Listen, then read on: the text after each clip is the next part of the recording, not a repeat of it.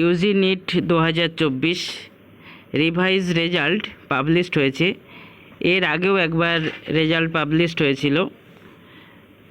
Yuji NEET 2024 conduct করা হয়েছিল 5ই মে 2024 এবং রেজাল্টও পাবলিশড করা হয়েছিল 4 জুন 2024। কিন্তু নিট পরীক্ষার প্রশ্ন ফাঁস হওয়ার কারণে আবার রিটেস্ট কন্ডাক্ট করা হয় কিছু সেন্টারে।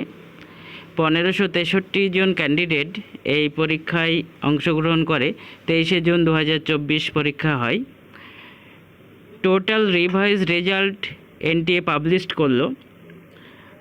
এই 1563 ক্যান্ডিডেট যারা রিটেস্ট দিয়েছে তারা প্রত্যেকেই নিজের রেজাল্ট দেখতে পাবে www.nta.ac.in এই ওয়েবসাইটে গিয়ে তোমরা প্রত্যেকেই নিজের রেজাল্ট দেখে নাও।